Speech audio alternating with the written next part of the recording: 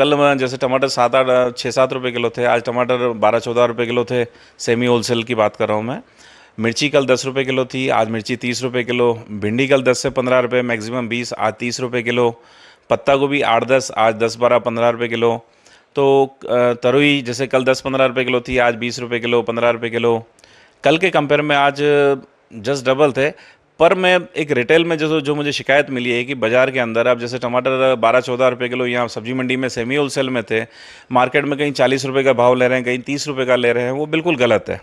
मैं उन सभी से निवेदन करूँगा, हाथ जोड़ के निवेदन करूँगा कि इस समय जो महामारी का समय चल रहा है, इस समय सेवा का कार्य है कि आप घरों में जो आपको और एक परमिशन दे रखी है आपको स्पेशली कि आप लोगों की सेवा के लिए आवश्यक वस्तुओं के अनुरूप है, आप लोगों के घर घर में सप्लाई करें, ये आपको सेवा का मौका मिल रहा है, आप सेवा करें।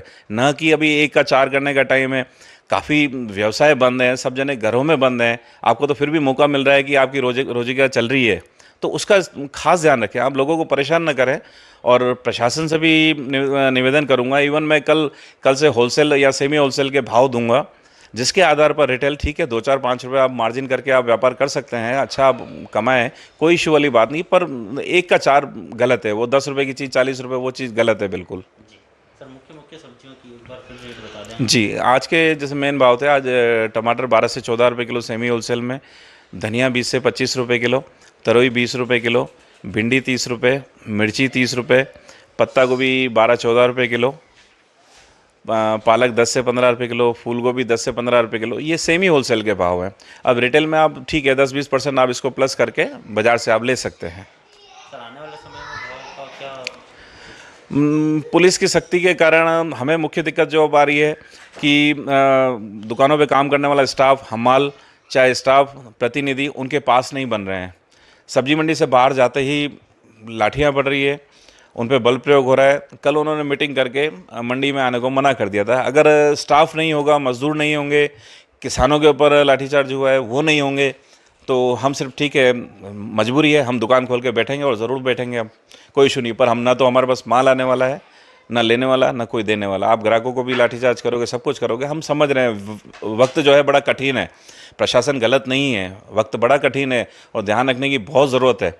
मैं प्रशासन से अपील करूंगा, मैं कल भी यही कह रहा था कि सब्जियां इतनी ज़रूरी नहीं है।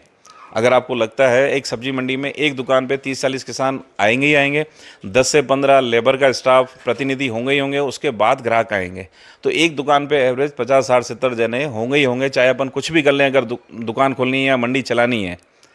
सब्जियां इतनी ज़रूरी नहीं है, जान से ज़्यादा ज़रूरी नहीं है, शहर से ज़्यादा, देश से ज़्यादा ज़रूरी नहीं है।